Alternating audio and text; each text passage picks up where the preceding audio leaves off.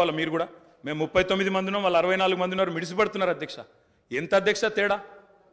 1.85% vote మాత్రమే. 1.85%.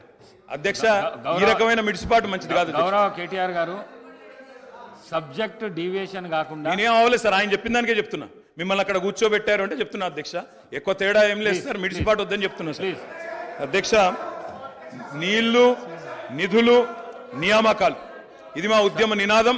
దాన్నే అధ్యక్ష వారు సమాధానం ఎట్లా చెప్తారు చెప్పండి సార్, సమాధానం ఎట్లా చెప్తారు? Leader of the house. Speaker sir, కొంతమంది ఎన్ఆర్ఐస్కి ప్రజాస్వామిక స్ఫూర్తి అర్థము అవగాహన కాదు. మనం ప్రయత్నం చేసినా కూడా వారు తెలుసుకునే ప్రయత్నం చేయరు.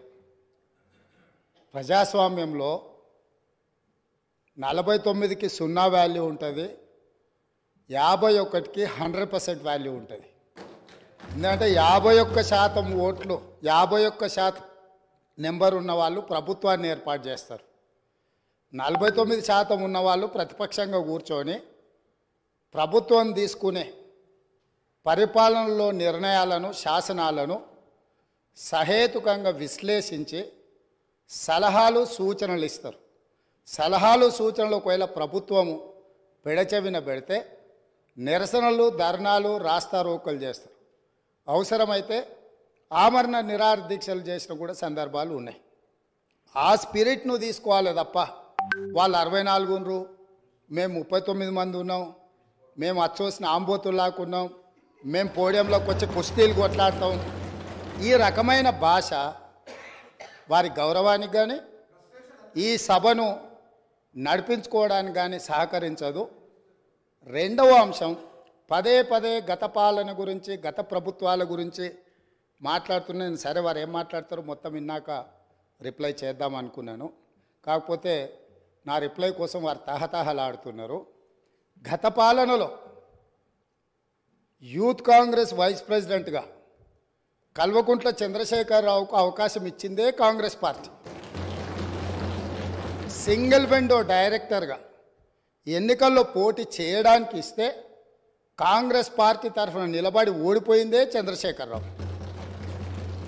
గత పాలనలో ఎంపీగా గెలిపించిందే కాంగ్రెస్ పార్టీ. గత పాలనలో షిప్పింగ్ మినిస్టర్ ఇచ్చిందే కాంగ్రెస్ పార్టీ. ఆ తర్వాత కార్మిక శాఖ మంత్రి ఇచ్చిందే కాంగ్రెస్ పార్టీ. అంతెందుకు ఇక్కడ సభ్యుడు ఉన్నాడు, వారు కూడా వారి కుటుంబ సభ్యులే.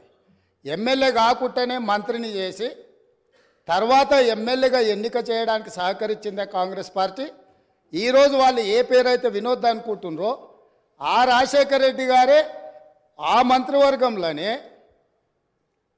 గత ఆర్థిక శాఖ మంత్రి, సిద్దిపేట ఎమ్మెల్యే గారు ఎమ్మెల్యే పదవి లేకుండా మంత్రిగా ప్రమాణ స్వీకారం చేసిండ్రు. రాజశేఖర రెడ్డి గారి నాయకత్వమే దేశానికి బలమైన నాయకత్వం అని అందులో పనిచేసిండ్రు. మూడవది, పోతిరెడ్డిపాడు పొక్క పెద్దది చేసినప్పుడు కీర్తిశేషులు నాయన్ నరసింహారెడ్డి గారు కడప జిల్లా ఇన్ఛార్జ్ మినిస్టర్. ఆ రోజు కొట్లాడింది పోతిరెడ్డిపాడు మీద కీర్తిశేషులు పి జనార్దన్ రెడ్డి గారు.